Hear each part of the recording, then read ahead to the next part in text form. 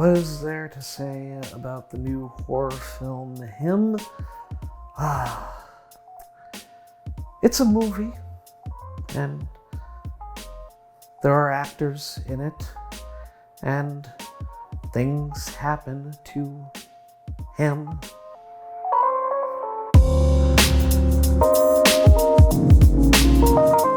I was definitely looking forward to Him, as a lot of people were, especially as a film that has Jordan Peele's name attached to it, although he's just a producer on this film, and it was actually directed and co-written by Justin Tipping. And one of the big selling points for it was seeing a drastically different side to Marlon Wayans as an actor. Here he is playing a veteran quarterback for a professional football team who has taken a young up-and-comer under his wing and is training him to eventually succeed him on the team that he plays for.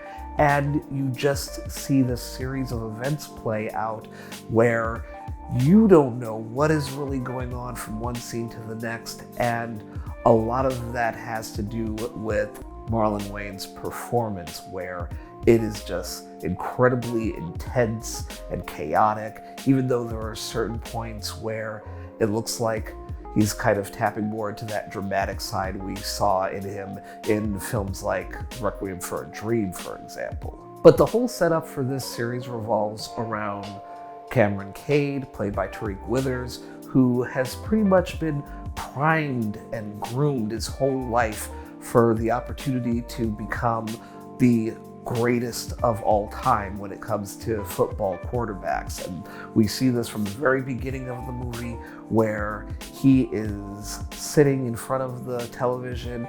He's 5 or 6 years old, and his father's got these shoulder pads on him while they're watching a game where Marlon Wayans' character, Isaiah White, is playing for the San Antonio Saviors.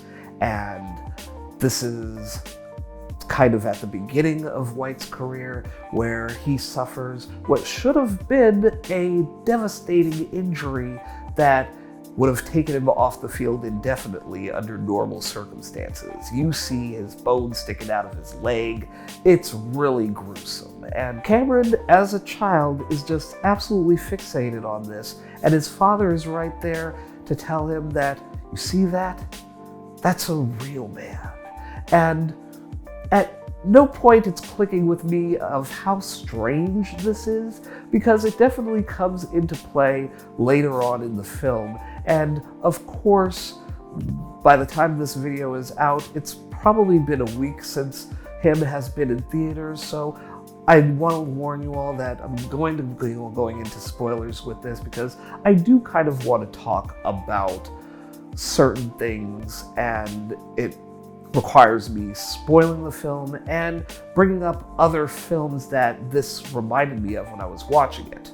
Now, right off the bat, I did not like this film. You have great performances in it, especially from Marlon Wayans, because he is just going out there as far as bringing that intensity and that danger to this character, while at the same time starting off very charismatic, very nurturing, because you have this whole dynamic where he has gone on to have this great career as a quarterback, and Cameron has been preparing himself to get into a position to where he can be drafted by the team, and eventually, or actually right at the beginning, right before the title card even drops, he suffers a traumatic brain injury because he is out training one night, and there is a figure that just manages to creep up behind him in the middle of the night on an empty football field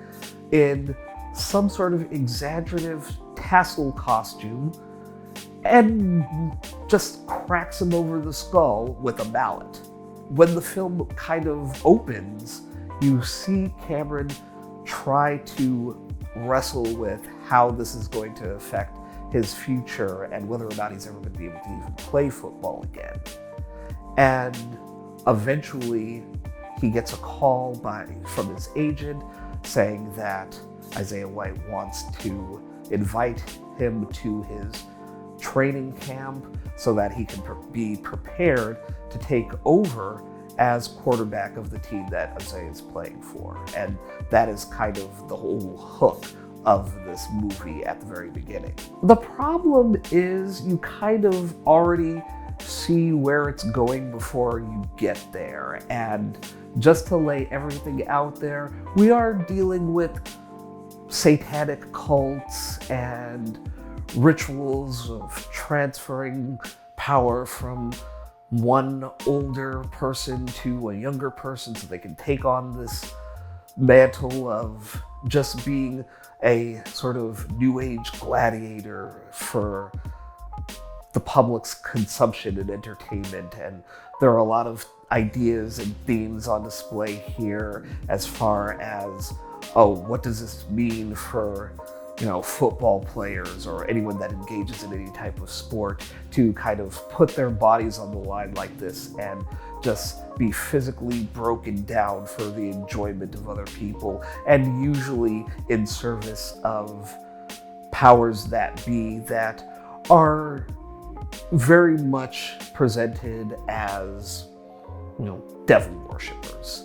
And again, you're seeing all of this weird imagery, and to its credit, as far as production design and cinematography, the film looks great. It looks absolutely phenomenal, and I will give it credit for that, if nothing else. The overall problem, though, is that Cameron as a character is a little too dumb for his own good. As certain events play out that Cam should be looking at and saying, I don't know if I should be here anymore, it's not happening like it should, and he's just kind of overlooking it. Some of it is strange dreams that he's having, and he might just be attributing that to his head injury, but usually in films like this, there are enough characters that are constantly around the main character to let him know that this is a situation that he needs to get out of. And we don't have that in him. Because one of the films, actually two films in particular, that I thought of while watching him, which both actually feature Al Pacino, were Any Given Sunday and The Devil's Advocate. And these are two films that actually cover a lot of the ideas and concepts that we're seeing on display in him, and managed to do a far better job of conveying those ideas to the audience. Because you look at Devil's Advocate, for example, where Keanu Reeves is this hotshot lawyer and then gets the opportunity to work at a prestigious law firm in New York, led by Al Pacino, who ends up being the devil, and furthermore ends up being Keanu Reeves' father. And that is something that also kind of comes into play with him, not in the fact that someone else ends up being Cam's father, it's not like that, but his father may have sold his soul to the owners of the Saviors football team that Isaiah plays for, so that he could be brought up and positioned to be that successor on the team and take over when Isaiah's deal with these owners and devil worshippers has run its course, because that's always a thing that's happened since the beginning of the league, since the beginning of this team. The whole idea being that, okay, if you want to be the GOAT, you can be the GOAT, but it's only for a short period of time, and then someone younger has to come in and take your place. And usually how that happens is you getting your ticket punched. And it all culminates in this whole scene where Cam and Isaiah have to straight up fight each other for the opportunity to either have Isaiah carry out one more season on the team or for Cam to take his place.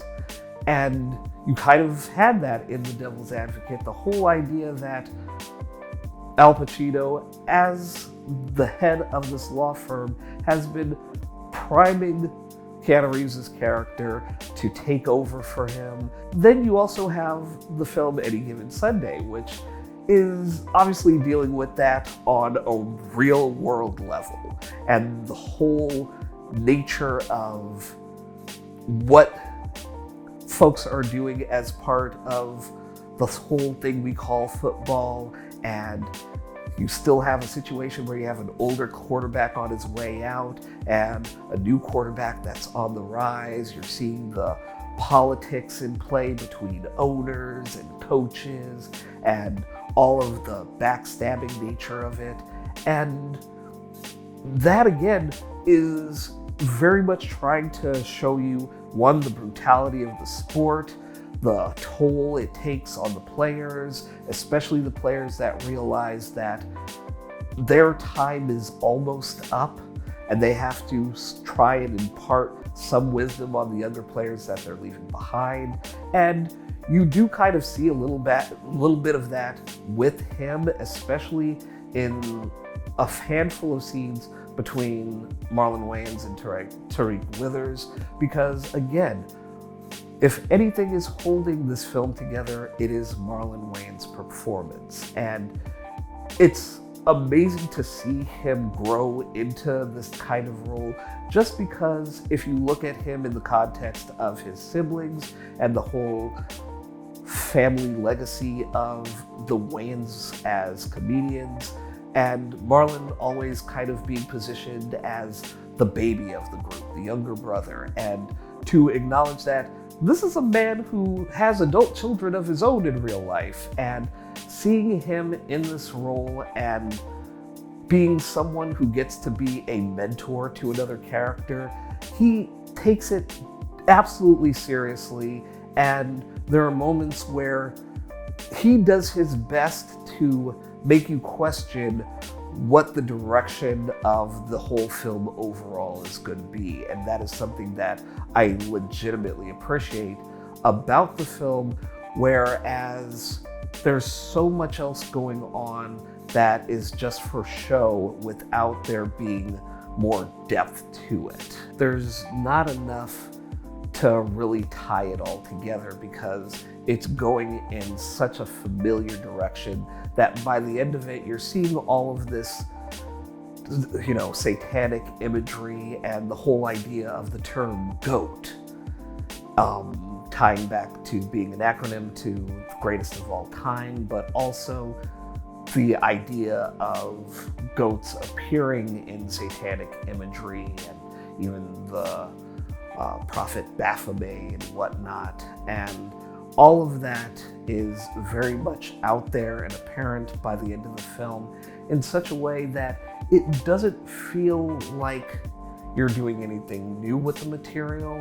And I suppose there's only so much you can do with it, but I feel like there have been plenty of other films that have managed to handle this type of subject matter with a little bit more of a clever tone, and almost feels so sort of laid out for you in the sense of, oh, look at how these rich white people are exploiting black men of color to just be absolute brutes to one another for their own enjoyment and financial gain. And you're almost expecting Marlon's older brother Kenan to walk out in a mail carrier uniform and scream out "message" before exiting stage left.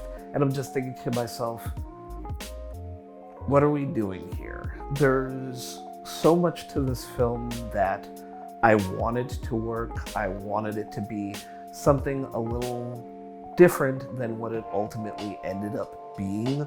Although it is kind of nice at the end when you see this absolute carnage that Cam wreaks on the owners and his agent. And you even have Julia Fox as part of this crew, because she's playing Isaiah's wife in the film. And you have this whole scene where she's trying to attack Cam, and Cam doesn't do anything. He just stands there as she charges at him, and then she trips and stabs herself in the neck. It's hilarious. So that is him by the end of it, and I was just left wondering, is this all you had for me? Because I feel like this is something you could have put on Netflix or something. You got me out to the theater. I actually went to an Alamo Draft House at 10 in the morning to go see this because I wanted to support the film. I wanted to support Marlon Wayans. But yeah, I don't know what y'all were doing here. And it's just unfortunate because you have these instances, especially in Black horror and especially with something produced by Jordan Peele. Because again, I was someone who was not a fan of Nia DaCosta's Candyman reboot sequel.